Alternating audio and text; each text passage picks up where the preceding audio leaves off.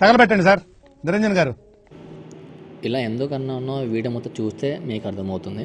ఎందుకు పుడతారో కూడా తెలియదండి మనుషులు. కొంతమంది బేసిక్ సెన్స్ ఉండదు మనుషుల దగ్గర.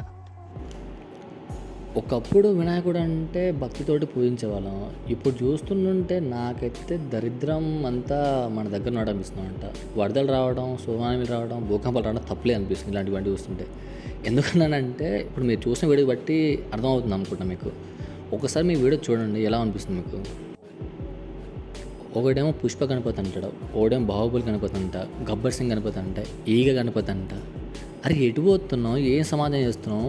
పిచ్చి పరాకాష్ట పోవడం అంటే ఒక హద్దు ఉంటుంది, కానీ ఇంత వరస్ట్ సిచ్యువేషన్ వస్తుంది ఎక్స్పెక్ట్ చేయలేదు. అరే నాకు ఇప్పటికి అర్థం చేసిందంటే ఆయన దేవుడు అనుకుంటున్నారా, ఒక ఆట బొమ్మ అనుకుంటున్నారా?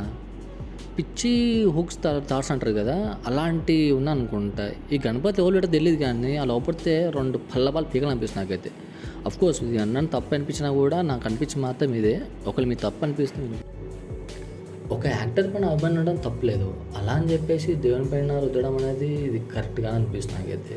అంటే జనరేషన్ ఈ విధంగా తయారైతే ఎక్స్పెక్ట్ అయితే చేయలేని అయితే. ఒకవేళ మీకేం తప్పు అనిపిస్తుందా, ఏం కరెక్ట్ అనిపిస్తుందా మీరు కింద కామెంట్ చేసి చెప్పండి. నాకు అనిపిస్తున్న వచ్చిన మాత్రం మీకు చెప్తున్నాను. ఎందుకంటే నెక్స్ట్ టైంలో రిపీట్ కాకుండా ఉండడానికి ఈ వీడియో అనేది ఉపయోగపడుతుంది అనుకుంటున్నాను.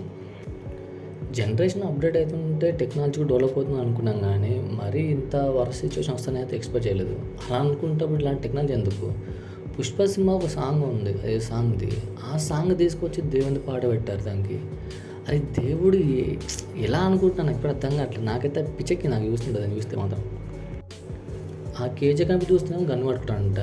అరే దేవుడు ఎక్కడ గన్ను పట్టుకుంటాడా, జనాలు చంపుతాడా, ఏంది మీరు ఎలా అనుకుంటున్నారు?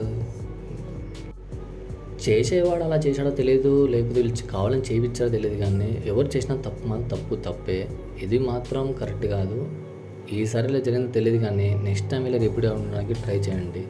ఫస్ట్ పెద్దోళ్ళు ఉండరు అక్కడ, కనీసం వాళ్ళని చెప్పాలి కదా మీరు చేసిన రైటా రాంగా అని చెప్పేసి. పోయి దాంట్లో వేస్తూ ఉన్నారు. ఇక దేవుడు అవుతారు అక్కడికి. మనం ఎవరిని పూజిస్తున్నాం, ఎవరు చేస్తున్నాం మనం ఇక్కడ. ఇది కేవలం తెలుగు వాళ్ళు చేసిన మాత్రం లేదు, హిందీలో కూడా ఇలాంటి వాళ్ళు ఉన్నారు. అందరూ అంటున్నాను, ఒక్కరని కాదు. ఇక్కడ మేము చిన్నప్పటి నుంచి కనిపెడుతున్నాం, కానీ బట్ ఎప్పుడు ఇలాంటి ఏదో థాట్స్ మాకు రాలేదు, రావు కూడా. ఎందుకంటే మేము పూజిస్తాం అఘోరపక్షం అయితే.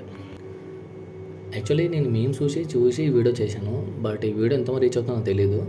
కుదిరితే షేర్ చేయండి.